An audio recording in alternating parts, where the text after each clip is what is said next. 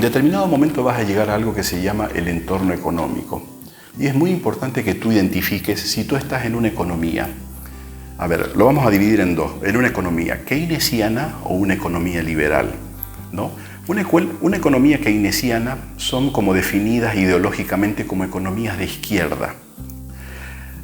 Y una economía liberal viene de la escuela liberal, de Adam Smith, la escuela austriaca, etcétera, etcétera, donde tenés una economía más liberalizada, abierta al comercio exterior, pero ahorita veamos, para que identifiquemos en qué tipo de economía nos encontramos, veamos algunos rasgos de estas dos diferentes economías, ¿sí?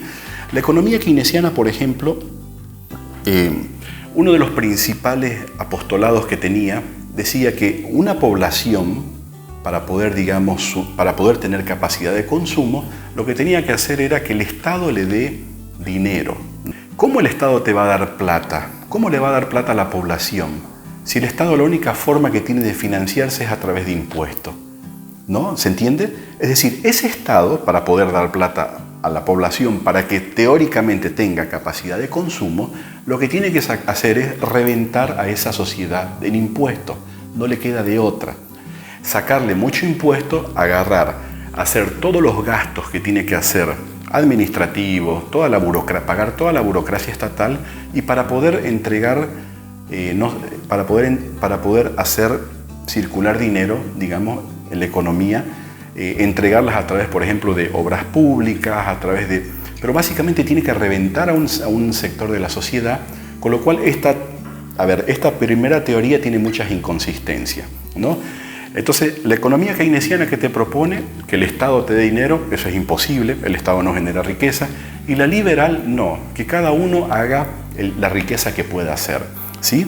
Lo otro que te propone el keynesianismo, lo vamos a definir en este lugar, el keynesianismo te propone que haya una gran intervención estatal, es decir, que el Estado se meta en temas económicos. Y eso es un problema, porque cuando el Estado se mete, digamos, empiezan las regulaciones de precios, las regulaciones de tipo cambiario, empiezan un montón de cosas. La regulación de precios es lo peor que le puede existir a un país. Y te voy a explicar por qué. Según el keynesianismo, por ejemplo, si un tarro de leche vale 5, entonces el Estado podría decir que no, es muy caro. Para bajar el precio y para que la gente tenga leche barata, el Estado puede decir, no, esa leche que vale 5, que valga 4, ¿no? Esta es la tontera más grande. ¿Por qué? Porque si el Estado te va a empezar a poner los precios, en el corto plazo vos tenés leche barata, en el largo plazo no tenés leche, porque nadie la quiere producir. ¿Se entiende? Entonces, en el largo plazo tenés desabastecimiento, y cuando vos tenés desabastecimiento de un producto de la canasta básica, lo primero que te sucede es que se disparan todos los otros precios. ¿Se entiende? Entonces, ¿el Estado qué tiene que hacer? Empezar a controlar también los otros precios, ¿no? Y ahí nacen las inflaciones. Bien, otra cosa que también la escuela keynesiana versus la liberalista te dice es que tiene que haber mucha obra pública, y eso está mal. Vos, para hacer mucha obra pública, tenés que cobrar un montón de impuestos. Entonces, mientras el keynesianismo te propone mucha obra pública, la escuela liberal o la economía liberal te propone, por ejemplo, lo que hacen en Chile. En Chile, por ejemplo, el empresario chileno es el que hace la carretera y te pone la tranca, pero no sale del dinero contribuyente. Y esto es lo mejor que te puede pasar. ¿Por qué? Porque no es justo que un tipo que paga impuestos en Santa Cruz de la Sierra esté financiando una obra que se hace en el Chapare. ¿Se entiende eso? Entonces, por eso es que el keynesianismo no funciona en este tema, no funciona, especialmente en este aspecto de la obra pública, porque la obra pública la terminan pagando personas que después no disfrutan de esas cosas, ¿no? Entonces, otro tema también que es muy importante es el keynesianismo lo que te propone es mucho impuesto. Es que teóricamente con ese impuesto, digamos, vas a tener una sociedad de bienestar. Eso es una falsedad. Vos, para tener una sociedad de bienestar, lo que tenés que hacer es que cada quien, digamos, cada quien cree la riqueza que puede crear, haga los emprendimientos que pueda hacer o trabaje para la empresa que pueda trabajar. Teóricamente, ¿por qué dice que el impuesto? Porque a través del impuesto es un vehículo a través del cual, digamos, hay una redistribución del ingreso. Y no hay cosa más injusta, teóricamente lo venden como la justicia social, pero no hay cosa más injusta que le quiten a uno para darle a otro. No está bien, ¿no? Puede ser cierto de que sí hayan sociedades donde la desigualdad entre ricos y pobres es grande. Y te doy un caso, Estados Unidos, sí, es verdad, hay gente muy rica. Entonces esa gente que es muy rica es a veces 150 veces más rica que los estratos de abajo. Pero ojo, en Estados Unidos un barrendero te gana $7 la hora.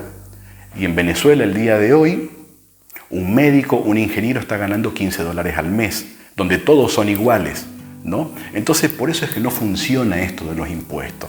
No funciona. Más bien vos tenés que quitar las cargas impositivas. ¿Para qué? Para que el pequeño emprendedor le saques la mochila y pueda correr.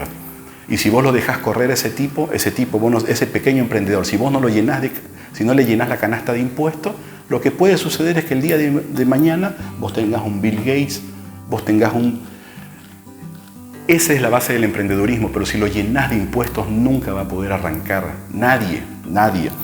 Bien, veamos otra cosa también, ¿no?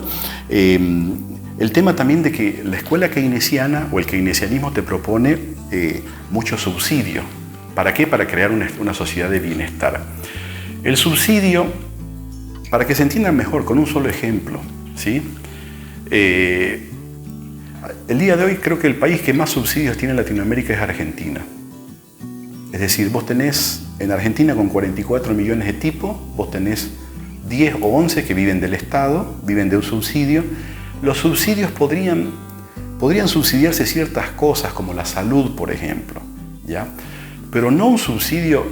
Es decir, lo que está sucediendo en Argentina es que la gente, esos 11 millones de tipos, con 30 años se están jubilando. Bien, un subsidio tiene que ser por una situación específica, qué sé yo, por una madre lactante, podría ser, o la salud, no más de eso. Fíjate lo que pasa en Argentina, tenés 10 millones de tipos que están recibiendo subsidio, ya llevan recibiéndolo hace más de 10 años, los subsidios. Gente que teóricamente no consigue trabajo, pero esa gente ya se acostumbró a no buscarlo tampoco, porque reciben un cheque del Estado por estar desempleado, reciben un cheque del Estado por cada hijo que tienen. Si tienen 5 hijos, ese tipo vive mejor que otro que se saca la mugre 8 horas trabajando. Entonces, eso de los subsidios también es una aberración, básicamente. Y bueno, después otra de las cosas que la escuela keynesiana te propone es que haya una fuerte intervención del Banco Central. Y eso está mal, el Banco Central no puede intervenir. Cuando el Banco Central interviene en la economía, siempre hace lo mismo. ¿Qué es lo que hace? Que la moneda se mantenga fija, ¿no? Nosotros ya llevamos muchos años con un tipo de cambio fijo. ¿Y qué es lo que va a suceder? Nos va a suceder exactamente lo que le pasó a la Argentina. Tenían el cambio fijo y en algún momento las personas fueron al banco y el banco, no hay dólar. Fueron a los cambistas, no hay dólar tampoco. Y bueno, finalmente fueron a algo que se llamaba el dólar blue. Es decir, mientras el dólar oficial y según el Banco Central estaba en 11, el blue te la vendían ciertas casas de cambio en 14. ¿Por qué? Porque se habían acabado los dólares. Y aquí en nuestro país corremos un problema, corremos una suerte o un riesgo bastante similar. Llevamos muchos años con el cambio fijo, no están entrando dólares y se están generando muchos bonos. Básicamente lo que nos va a pasar es que algún día nos vamos a tropezar con la ingrata sorpresa con que vamos a ir al banco y el banco nos va a decir no hay dólar, al menos no a 7. Vamos a ir o a 6,96. Vamos a terminar yendo al cambista y el cambista nos va a decir sí, yo tengo dólares, pero los tengo a 12. ¿Se entiende? Eso, y ahí no le va a quedar más, no sé a qué gobierno le toque, pero no le va a quedar más que liberar la economía. Pero eso es lo que pasa cuando el Banco Central se mete, ¿no? Y bueno, finalmente el gran problema creo que tiene, digamos, lo que es el keynesianismo, ¿no? A diferencia del liberalismo, es que el keynesianismo dice que el Estado tiene que tener empresas estratégicas para que, digamos, para que los liberales no se apropien de todo el empresariado, como por ejemplo la luz, el agua, los hidrocarburos, y eso está pésimo. En nuestro país, el día de hoy, tenemos 45 empresas que están perdiendo plata. Desde Boliviana de Aviación hasta pasando por cartón bol, por papel bol, todas están perdiendo plata. ¿Y de dónde sale esa plata? ¿Para qué sirvieron esas empresas? Para dar un montón de trabajo en calidad de clientelismo electoral. Es decir, esa gente que recibe un trabajo está obligada a votar al país de turno. Tienen que desaparecer porque no nos están generando ningún dinero. Eso, ¿no? En este aspecto, por ejemplo, el Banco Mundial dio dos soluciones que me parecen increíbles. ¿Qué decía, por ejemplo, con el tema de los hidrocarburos? ¿Qué deberían hacer en Latinoamérica? Que no le pertenezca al Estado. ¿Por qué? Porque el Estado básicamente no somos todos. El Estado, al menos los últimos 14 años, era un tipo que lo utilizó como su caja chica. ¿Qué proponía el Banco Mundial? Que se formen fondos de capitalización.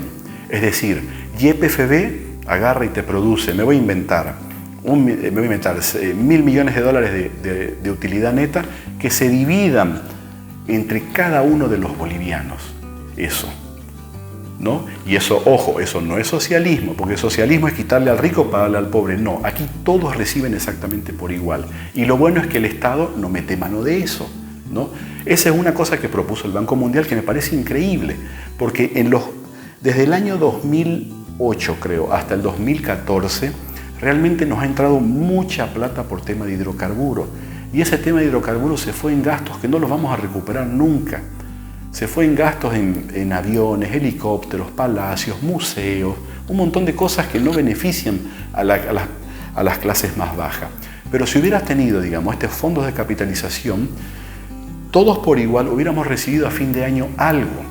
Y en una familia que está por debajo de la línea de la pobreza, recibir 1.000, 2.000, 3.000, 4.000, 5.000 dólares con todos los miembros de la familia hace la diferencia. La otra solución que propuso el Banco Mundial era que con ese dinero que se formen los fondos de capitalización, la gente esté obligada a comprarse un seguro de vida. ¿Se entiende? Si algo sabemos es que no somos eternos, entonces, teniendo todos los ciudadanos, especialmente las clases más bajas, teniendo un seguro de vida, ¿no? Cuando llega la siguiente generación y ha cobrado ese seguro, ya tiene para comprarse una casa, ya tiene para...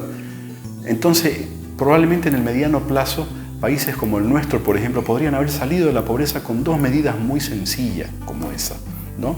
Bien, bueno, esas son las diferencias entre el keynesianismo y el liberalismo, ¿no? Yo básicamente lo que he hecho es enunciar lo que la economía keynesiana te propone, que es absurdo por donde ustedes lo miren, y todo lo contrario es el liberalismo. Es un mercado más libre, sin regulaciones. El día de hoy, como ustedes saben, en nuestro país no podemos exportar carne aviar, no podemos exportar carne de chancho, no podemos exportar una serie de cosas bajo el concepto de la soberanía alimentaria. Y eso es una falacia porque nosotros sí tenemos soberanía, o sea, sí tenemos capacidad de producción, de autoabastecernos e incluso de tener excedentes para sacarlos afuera, que nos hubiera ido mucho mejor, ¿no? Entonces eso te propone, eso por un lado, y por el otro lado está todo lo que es liberal, que te permite comerciar, te permite tener acuerdos con otros países, entrar en bloques, te permite también, deberían bajar los impuestos. Créanme que mientras menos impuestos tenga un Estado, ustedes pueden, no me lo estoy inventando, pueden buscarlo en cualquier libro. ¿Cuáles son las economías keynesianas el día de hoy en Latinoamérica? Tenés dos, bueno, tenés tres en realidad. Tenés Ecuador, Venezuela y Argentina, ¿no? Y veamos las economías liberales. Bueno, en Latinoamérica no tenés más que Uruguay, que le está yendo muy bien, ¿no? Después tenés otras economías muy liberales como la de Israel, Japón, Estados Unidos, y fíjense los PIB per cápita que tienen ahí, ¿no? Incluso, por ejemplo, te toco dos casos. En estos tres casos, en estos tres países, Israel, Japón y Estados Unidos, son tres países donde incluso la clase obrera tiene casa, tiene auto, ¿no? Cambia su auto y tiene la posibilidad el día de hoy de mandar incluso a escuelas privadas a sus hijos, ¿no? Entonces, bueno, de más estar decir, digamos, ahora, finalmente, ¿qué es lo que nos interesa a nosotros? Cuando vos hagas tu plan de marketing tenés que entender muy bien en qué tipo de economía. Y cada uno de esos puntos que ahorita yo he tocado, vos tenés que ver, bueno, ok, en mi país hay muchas regulaciones, en mi país hay mucho tipo de cambio, en mi país, o en el país donde hago este plan mercadotécnico, el Estado controla los precios, el Estado gasta mucho, Esa cosa tenés que fijarte, ¿sí? Porque básicamente, digamos, es para entender mejor la economía en la que vos estás. Bueno, bien, al pie te dejo mi WhatsApp. Envíame la palabra branding si deseas recibir contenido relacionado. Muchísimas gracias.